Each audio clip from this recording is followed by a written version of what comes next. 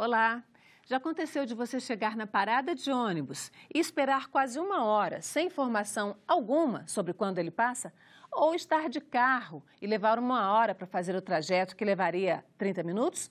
Se você viveu alguma dessas situações, console-se. Está na companhia da maioria dos brasileiros que vivem nas grandes e médias cidades. O mundo desenvolvido resolveu esse problema com sistemas de ônibus eficientes, metrôs ramificados e principalmente os pequenos trens de superfície, os VLTs. Por que estamos tão longe dessa civilidade e quanto custa para a economia do Brasil a falta de mobilidade urbana? Para responder a essas e outras perguntas, convidamos o presidente da Associação Nacional dos Transportadores de Passageiros sobre Trilhos, Jober Flores.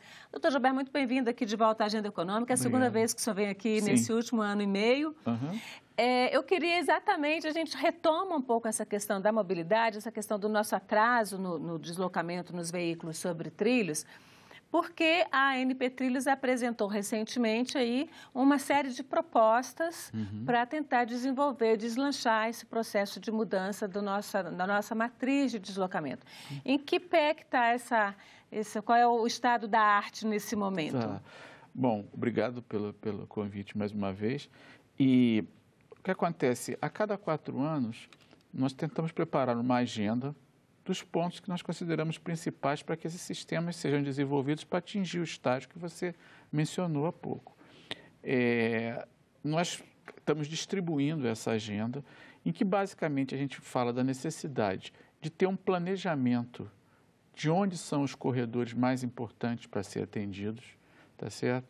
Para que a gente possa priorizar os investimentos, se for possível, ou criar condições para atrair o capital privado para dar conta desse investimento, se não houver possibilidade do poder público fazer. A gente tem um sistema de transporte, de deslocamento no país muito falho. Né? Ele basicamente, eu vou até inverter um pouquinho, vou chamar uma arte que a gente preparou aqui, até com os próprios dados da ANP Trilhos, que mostra como se deslocam os brasileiros, que é a forma de transporte nas grandes cidades. Que a gente vai ver que é uma forma de transporte, vai já aparecer aqui, que é uma forma de transporte basicamente privada. Isso aqui não é só grandes cidades, é nas cidades, nas grandes e nas médias, cidades acima de 200 mil habitantes. Eu imagino que nas menores deve ser até um pouco pior do que isso, né? 39% dos cidadãos, dos habitantes das grandes e médias, andam de carro, 32,2% andam ou a pé, ou de moto, ou de bicicleta, só 25% usam ou têm acesso, a gente não sabe se não usa porque não tem acesso, ou se não tem acesso porque não existe, e só 3,8% metrôs e trens. O senhor é representante de uma instituição, de uma entidade que agrega empresários da área de metrôs e trens e os veículos leves, né, do transporte sobre trilhos. Por que a gente tem, não vou nem falar aqui das questões históricas, que a gente sabe que o país historicamente optou por carro e ônibus e tal, mas vamos para adiante. Como é que a gente faz para melhorar isso aqui? Sem querer voltar no passado, a gente não pode estimular o uso do transporte individual. Isso é uma coisa. Muitas outras cidades, elas estimulam, elas tentam fazer com que o transporte individual, de alguma maneira, financie ou subsidie o transporte público. Aqui, quando a gente estimula as pessoas a usarem o carro, a gente está indo contra a maré.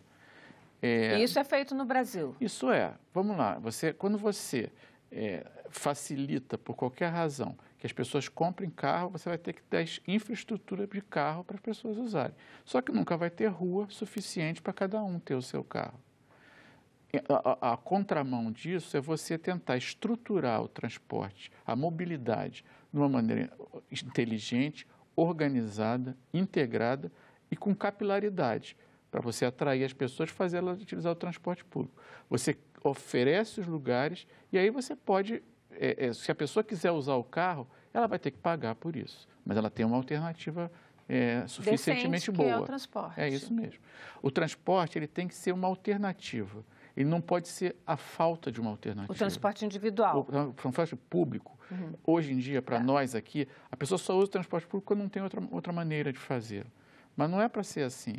Nos países desenvolvidos, mesmo as pessoas que têm recursos, elas usam transporte público. Eu fico vendo assim, mesmo aqui na América Latina, que a gente faz, a gente está na América Latina, o Brasil é a economia mais forte, mas se a gente for comparar, por exemplo, o nosso transporte público com o argentino, com o uruguaio, com o colombiano, nós somos muito piores. Somos. Vamos fazer de conta que Rio e São Paulo são um pouco melhores, porque Brasília tem um transporte público péssimo, mas nós somos muito piores como país do que os nossos vizinhos mais pobres do que nós. Porque nós fizemos uma opção de investimento nos últimos anos que levou a gente a se atrasar. Não vamos comparar a Argentina, que tem uma estrutura de transporte sobre trilhos de alta capacidade há mais de 100 anos. Mas os outros lugares que você citou, Santiago, Cidade do México, nós estamos falando de 40, 45 anos. Você vai ver a rede desses lugares, ela é 2 vezes a nossa. Aí você vê que nós estamos falando de economias similares, com histórias similares, que nos últimos anos fizeram o dobro do que nós fizemos. Por que o empresariado brasileiro também demorou tanto a perceber da área de transportes que o transporte sobre trilho é um bom investimento? Olha só, o transporte, a mobilidade, que é até o tema que a gente está falando aqui, ela é uma coisa que ela não funciona sozinha. Não é o trilho sozinho, não é o pneu sozinho que vai dar a mobilidade adequada, tá? Você vai precisar de ter o trilho como estruturador nos corredores de alta capacidade, com os outros alimentando e dando capilaridade a isso. Então, assim funciona. O problema é que nós não temos, na maioria das nossas cidades, esses corredores estruturadores.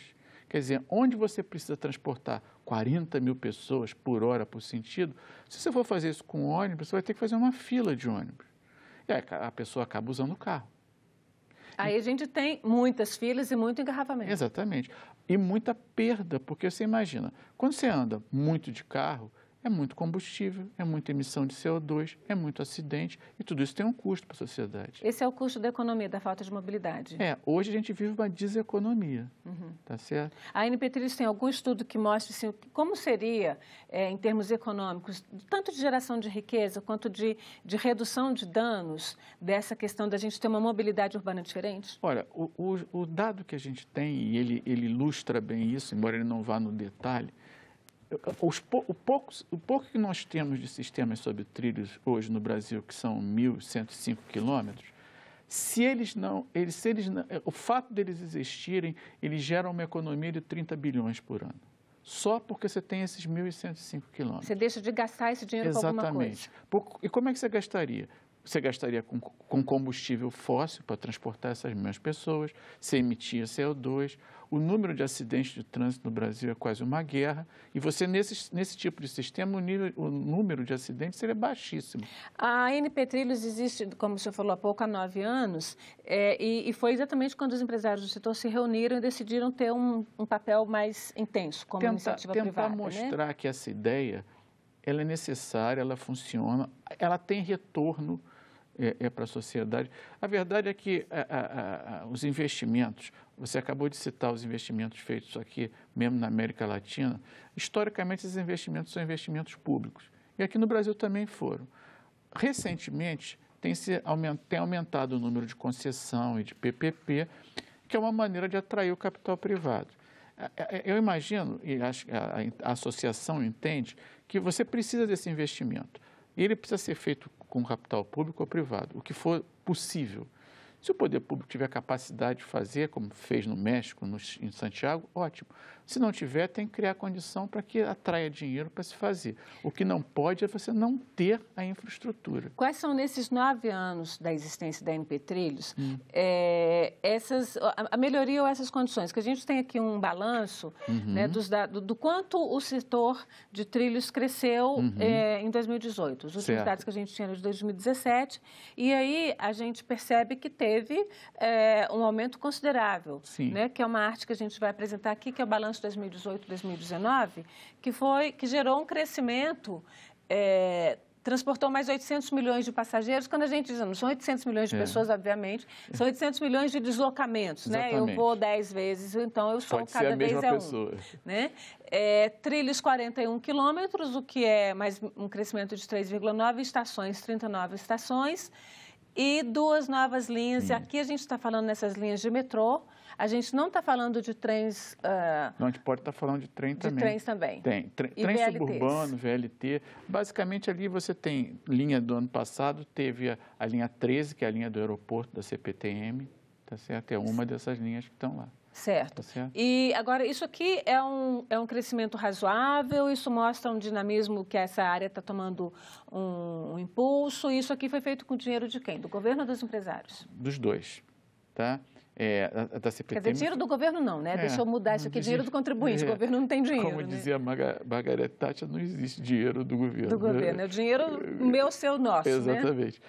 Não, mas olha, o que acontece aí é o seguinte, vamos analisar. Nós tivemos um incremento de 800 milhões de passageiros ano. É um número respeitável.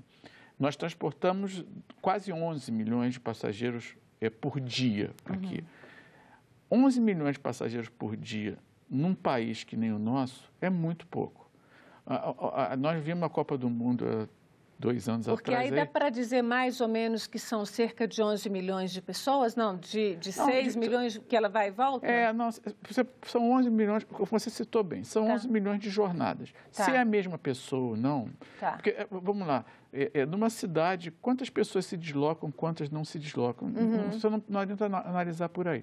Eu quero dizer para você o seguinte, o Brasil com quase 210 milhões de habitantes, o transporte estruturador transporta por dia 11 milhões. 5% do que seria. Né? Se você for pegar uma cidade só que tem um sistema estruturado, e nem é o melhor exemplo de cidade, que é Moscou, que a gente viu aqui na Copa do Mundo aí de 1 ano e pouco atrás, aquele metrô transporta 8 milhões e meio de pessoas por dia, sozinho. Quase o Brasil inteiro. Um metrô. Nós não estamos falando dos chineses, que é gente demais, para a gente não confundir a avaliação. Então, a gente cresceu? Sim, mas a gente tem que crescer muito. A gente aumentou 4% na nossa malha, tá certo? Mas aqueles 800 milhões ali representam 21% do que a gente transportava. Significa que as pessoas... Por ano. Significa que as pessoas, se você oferece lugar, elas vêm. Então, essa era a pergunta que eu ia dizer. A gente anda de carro porque que eu ia fazer, não tem transporte público? Ou a gente anda de carro porque a gente prefere? Ou seja, se tivesse mais ônibus, porque é uma coisa que os empresários sempre dizem, a gente não tem demanda. A demanda para o transporte público está caindo no mundo. A gente não tem demanda. Será que a gente não tem demanda ou a gente não tem oferta de transporte público? Olha, cada caso é um caso. Se você for pegar uma cidade, eu posso dar um exemplo da cidade do Rio de Janeiro, tá certo? Você tem lá 8 mil ônibus. Não vamos fazer uma análise técnica. Da última vez que você foi no Rio, você olha na Avenida Nossa Senhora de Copacabana, quantos ônibus tem um atrás do outro? Todos vazios. Precisava ser assim, porque você não vê essa concorrência predatória em outros lugares. Entendi. Você faz o transporte, mas você faz ele ganhar em escala. O que dá certo, o que deu certo nas cidades que a gente admira, Nova York, Londres, Paris, Berlim, é que você tem uma autoridade em que ela planeja assim, quais são os corredores muito carregados? É esse aqui, transporta não sei quantas mil pessoas. Você tem um metrô lá ou um trem. Mas precisa estender, então você estende esse aqui. E como é que você dá capilaridade? Vai somando. Como é que a gente faz aqui? Você faz uma linha e depois você põe X linhas competindo com ela. Então os dois andam vazios, o trânsito é ruim, a economia de escala faz a tarifa ser alta e aí o cara vai de carro. Entendi. Mas aqui o que se diz também, assim, o sistema de ônibus em Brasília é péssimo. Para contar uma história, eu outro dia deixei o carro na oficina e decidi vir de ônibus. Eu não vou nem de Uber, de transporte de aplicativo, táxi, nada. Eu vou de ônibus. E o ônibus gasta 15, 20 minutos do lugar onde eu moro até aqui, o prédio do Senado. Eu passei 1 hora na parada de ônibus esperando e eu não sabia se ia ter o ônibus ou não. Imagina que você tivesse um trem da oficina para cá. O que você ia pensar? Você podia pensar se vai ser caro ou barato, é um valor. E você podia pensar que o tempo que você vai levar garantidamente é X minutos. Se você soubesse que você levava 5, 10 ou 15 minutos, seu planejamento estava certo. Então, o valor que você entrega é a previsibilidade. Você sabe que você pode contar que em 15 minutos você está lá.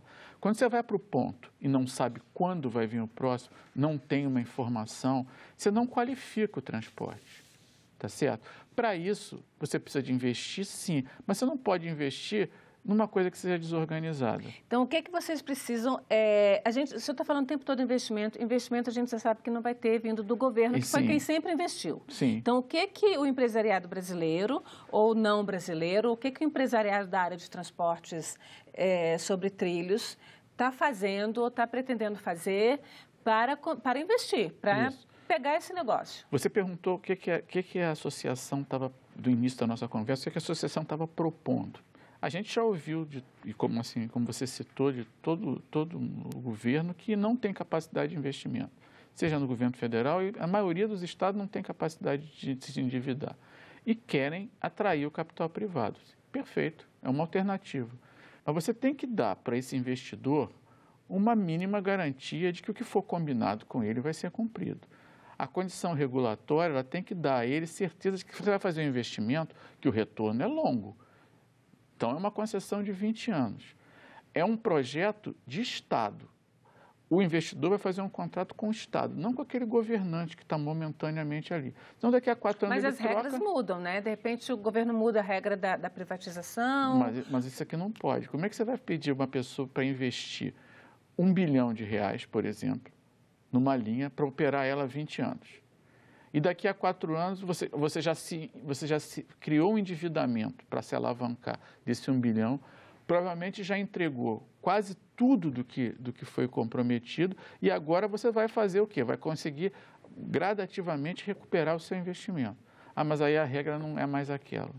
Por que eu vou me arriscar a colocar esse dinheiro? Onde é que tem? A gente tem esses problemas efetivamente nas nossas regras? Olha, nós estamos vivendo, no Rio de Janeiro está vivendo uma discussão por conta do VLT. Eles estão se entendendo lá com a prefeitura, mas a prefeitura discorda do contrato que a prefeitura tem com o VLT, que foi feita na gestão anterior. E, basicamente, ele discorda por quê? Porque tem uma demanda de passageiros que, no entendimento deles, é acima do razoável.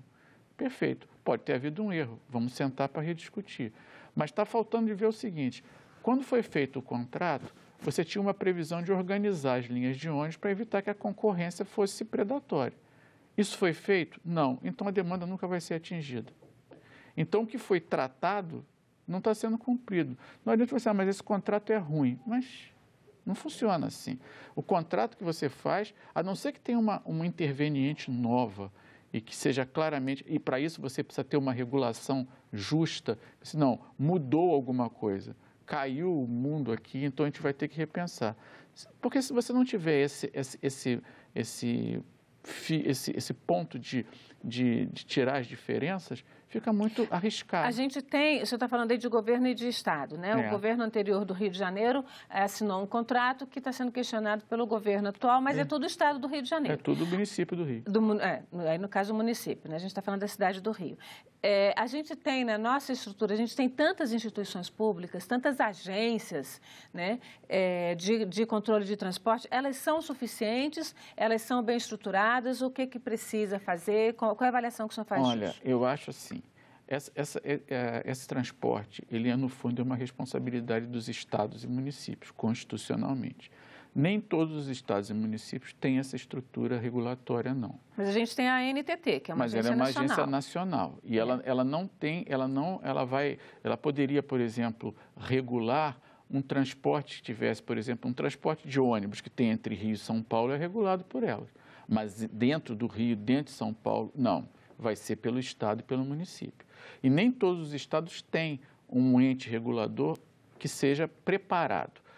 Não basta ter a agência, a entidade. Você tem que ter alguém que esteja preparado para aquela função. Se você também não profissionaliza, você acaba criando o mesmo risco de capturar a regulação. O senhor está falando em profissionalizar e a gente teve aí, durante muitos anos, na década de 2000, problemas graves na construção de metrôs, principalmente em São Paulo. Né? Quando a gente teve esse caso envolvendo a Alstom e o governo do estado de São Paulo, o CAD determinou punições recentemente, nesse ano de 2019, com relação ao governo de São Paulo. Como é que fica essa questão? A gente tem metrôs que paralisam por anos, como você falou, de Salvador. Uhum. O que acontece aí? E como é que a gente resolve? Vamos pensar sempre em resolver os problemas que a gente tem. Olha só, quando a gente... Essa questão de São Paulo e do problema com essas empresas sempre envolve a questão de financiamento de campanha. E muito menos uma coisa operacional. É lógico que tem uma opção de gente que acaba se envolvendo com isso e você arrasta tudo para a mesma situação. Quando a gente fala de investimento privado, dificilmente você tem essa questão. O privado ele tem dono, ele vai ter que prestar conta e ele vai comprar aquilo pelo preço que for justo. Se ele não achar um preço justo aqui, ele vai comprar em outro lugar. Hoje em dia, tanto as empresas públicas quanto privadas, elas têm, de uma maneira até exagerada, mas foi necessário, de você ter regras de governança e de compliance para evitar que esse tipo de coisa se repita, tá certo? Então, você já conseguiu dar um primeiro passo para criar que as coisas sejam feitas de uma maneira transparente. Mas você precisa dar flexibilidade a isso. Flexibilidade eu acho que você consegue, como a gente falou antes, com o controle e a regulação do governo, mas dando a agilidade do privado para fazer compras, principalmente do que fosse de sistemas. O que as empresas da área de transporte sobre trilhos precisam, para a gente dar uma arredondadinha nessa conversa? 3 coisas, talvez, que as empresas precisem para que esse transporte seja, ouvir nos próximos 10 anos, a nova matriz de transportes do Brasil. Eu acho uma coisa. A gente falou aqui de... Uma coisa é regulação e outra é uma autoridade metropolitana. Os grandes centros precisam ter uma autoridade metropolitana. Não é a cidade de São Paulo, é a cidade de São Paulo e tudo que está em volta, porque tudo ali se comunica. Essa autoridade ela tem que ser capaz de planejar, de organizar, de evitar a concorrência desnecessária. Com isso, você vai ter uma integração física e tarifária do transporte. As pessoas vão ganhar em tempo e vão ganhar em custo. Com isso, você dá uma organizada boa nessa situação. Precisa investir para desenvolver. E aí você precisa ter condições que dê garantia que esse investimento vai retornar da forma combinada. Aí é questão regulatória e de garantia. Se você tiver essas duas coisas, você vai evitar perdas e vai ter ganhos, inclusive no aumento da infraestrutura que a gente tem.